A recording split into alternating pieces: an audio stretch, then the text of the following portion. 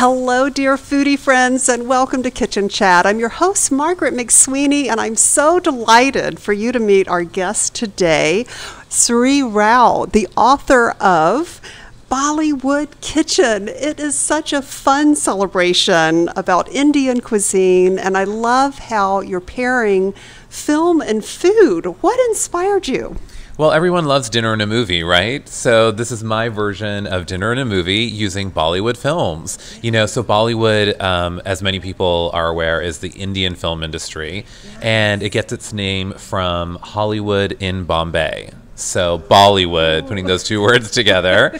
And it's the largest film industry in the world. They produce like 1,500 movies a year. And they sell twice as many tickets as we do here in Hollywood. It's very popular, not just in India, but in the UK and in the Middle East, all over the world. And the great thing about these movies is that they are all musicals. So anyone who loves a musical will love Bollywood because they're so colorful and gorgeous sets and costumes and choreography. So I decided to pick my favorite Bollywood movies that anyone who has not watched Bollywood before would enjoy. Movies that you can watch online on Netflix or Sling TV, Amazon, iTunes. And then with each film, I paired one of my home-cooked Indian meals based on recipes from my mom. I love that, and it is a celebration of the world, the taste of the world here on Kitchen Chat. I just laughed out loud when I read one excerpt from your book about how Bollywood is like having your own backup singer accompany you. Yes, Bollywood is where everyone travels with their own backup dancers, yes. And wouldn't we love to have backup dancers with us right now? We have backup chefs behind us today. Oh, we do. We're broadcasting this from Read It and Eat here in Chicago. Make sure you check out their website. They have some great cookbook authors and some delicious pairings of food.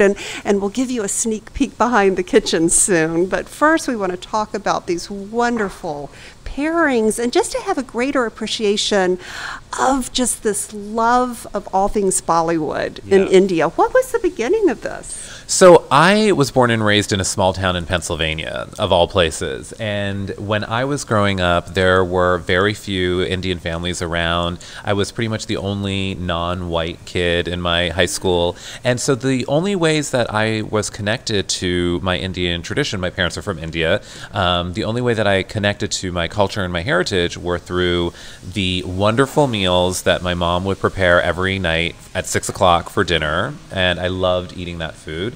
And also through the movies that we would watch every night after dinner as a family.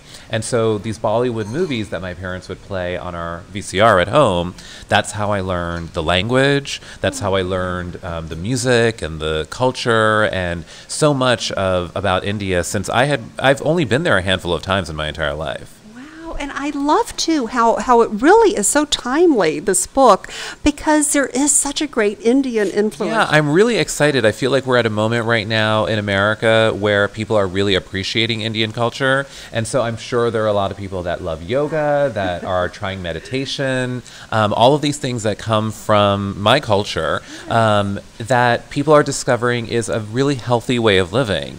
Meditation is great for your mind and for your body. Yoga is the same. And with the food, Indian food is incredibly healthy. And unlike the Indian food that you find in a lot of restaurants here in the United States, some of that stuff can be unhealthy. There's a lot of cream, there's a lot of oil, there's a lot of fried foods. But the way that we eat at home is so much simpler and so healthy. A lot of vegetarian dishes and vegan dishes, because in India there are hundreds of millions of vegetarians. So we really wrote the book on vegetarian cuisine in making vegetables not boring but full of flavor and just as vibrant as meat dishes. Now my book is not all vegetarian, but there are meat dishes in here as well, but we use lean meats, chicken and fish and seafood, so incredibly healthy. I think people are discovering all those aspects of Indian culture. But I was so surprised about okra. I grew up in the South. I grew up in Alabama, and okra was just a staple in our household. Yeah. And to read how prevalent it is in India as well. Yeah, okra is a really popular vegetable in India, and it's interesting because I think what people will discover is that Indian food is not intimidating to make. People have that impression that Indian food is going to be complicated, that there's going to be a lot of obscure ingredients, but the thing is that there are so many familiar components of it, like okra, like other vegetables that are in here, green beans and chickpeas and kidney beans, chicken and fish and shrimp, all ingredients that you're familiar with. And then the spices, I really want to clear up to people two things. One is that people think that Indian food is really spicy, that it's going to be really hot. And I'm sure there are some people that love hot food, but there are a lot of people that don't like hot food. And the thing is, I don't like hot food. I don't eat spicy food, and I eat Indian food all the time. So Indian food is not supposed to be hot. It's supposed to be flavorful. And so there's a big difference there. The level of the heat is just controlled by the amount of cayenne that you put in the dish. So if you like it hot, put more cayenne, go to town. But if you don't like it hot, like me, then just put less cayenne. Okay. Right? And then the other thing about the spices is that people think that there are a lot of obscure spices that they've never heard of. But just like the okra that you're all familiar with, the spices, what I like to say in the book is that 75% of all of the recipes that are in this book you can make with ingredients that are already in your pantry. So the spices, if you've ever made Mexican food, or if you've even made a pot of chili, you have everything that you need. It's cumin and coriander, garlic and ginger, cinnamon and cloves, which you may not be familiar with in terms of savory dishes, because we use them a lot right in desserts. Right. But in Indian food, we use those in savory dishes because they add a nice warmth to the meal. So those are pretty much the main spices, and of course salt and pepper. Yes. And you can handle that, I imagine. Absolutely. Talk about some of your specific pairings with the Bollywood movies. Do you have a favorite movie? And you're also a producer, I might add, of Bollywood movies. Which movie did you produce? Let's talk about that. Yeah, so I'm one of the few Americans to be fortunate enough to have worked in Bollywood, and I produced a couple of films for a studio called Yash Raj Films, which is sort of like the Disney of India, the big studio there. And I wrote a film that came out last year called Bar Bar Dekho, and its claim to fame is that we had the #1 song of the year, a very popular song called Kala Chashma. If there is anyone watching that is either Indian or has been to an Indian wedding or an Indian party in the last year, they have definitely heard my song. We have like 350 million views on YouTube or something like that. So I'm really proud of that, and it's a lot of fun, Yes. And can you sing a little bit from that? No, you cannot get me to do that. We could dance a little bit, but only if you dance with me. I will, and we will definitely do the dance soon. But a fascinating fact, and then we'll get back to the pairing, that you were saying that the singers in these productions aren't really singing. Could you tell us about that? Yeah, so that's really interesting. So in Bollywood musicals, the actors who are on screen are not singing, they are lip syncing. So unlike with our Broadway musicals and the actors are actually singing, they don't do that in India. And it's probably because there are so many musicals made every year that if you had to find actors who can also sing, who can also dance, you'd have like 3 people in all 1,500 movies. So what they do instead is the actors act and they dance, and then they have singers, professional singers, who record the songs, and then the actors move their lips to match the lyrics. So so you don't have to be a great singer to be a Bollywood star. If anyone has dreams of going to Bollywood. Yes, very exciting, and there have been some American stars, right? There have been some folks that were not born in India. For example, the woman who starred in 2 of my films, her name is Katrina, and she is not from India, but she is one of the biggest superstars in Bollywood right now. Yeah. That is just so exciting. So back to your movie, and is it featured in the book? My movie is not featured in the book. I felt that would be a little too self-serving, but there are, my favorite movies, my favorite contemporary Bollywood movies are in here. We have everything from dramas to comedies, lush, beautiful, epic period pieces. It's just a really gorgeous coffee table book too, because it has all these film photographs that are gorgeous Bollywood photos in it as well. And one of my favorites is this movie. It's called Devdas, and it is a sort of an iconic film. It is a epic story. It's a tragic love story. It has gorgeous sets and costumes.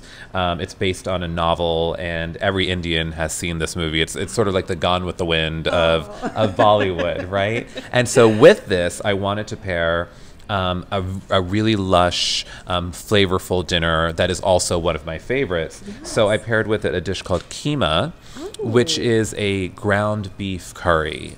And it's one of my family's favorites, and I wanted people to discover it because it's so simple and it's so accessible to American cooks because it's made out of ground beef, you know? And if you can crumble some ground beef in a pan and stew it with some tomatoes and some spices, then you can make keema. And I trust me, it takes ground beef to a whole other level. You will love it. Wow. I'm actually working with her on an American project right now for ABC. Yes, you have so many hats that you're wearing, and this is the ABC sitcom with Priyanka Chopra yes, as well? Yeah. Priyanka Chopra, who a lot of people know from Quantico, is producing my project along with this woman, Madhuri Dixit, who is sort of the Julia Roberts of Bollywood, and she has a very interesting story. The project that I'm writing for ABC is inspired by her own life.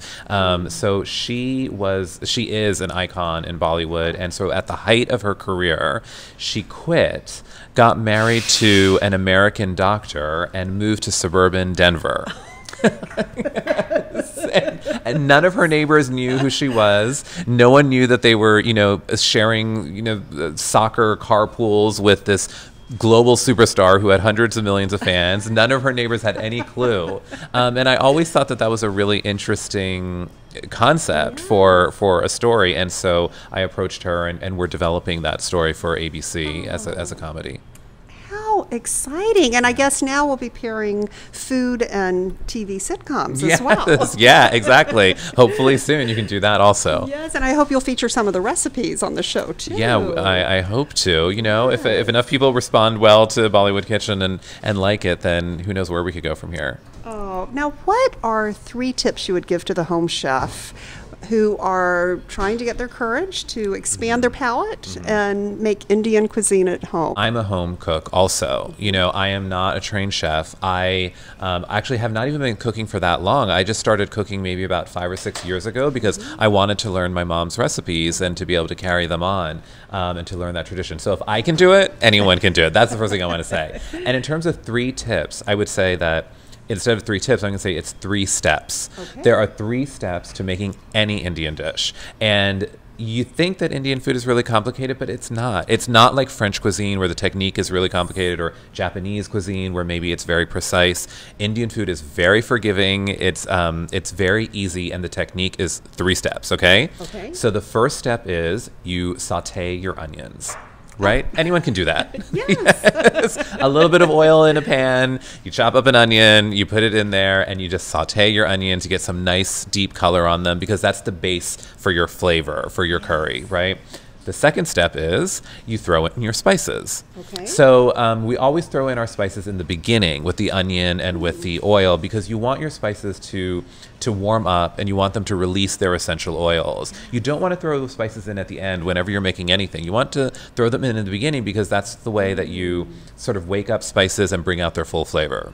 So back in the day, my mom, my grandmother might have ground their own spices, but I don't do that anymore, and you don't need to. I mean, if you like to, if there are some foodies out there who really, like to get into it, you absolutely can do that. But I personally buy my ground cumin, my ground coriander, my garlic and my ginger. I'll chop those up. But you could use garlic powder and ground ginger as well. It really doesn't matter. Again, Indian food is very forgiving, so you can use all powdered spices. So the second step is you saute your spices in with the onions. And then the third step is you throw in your main ingredient.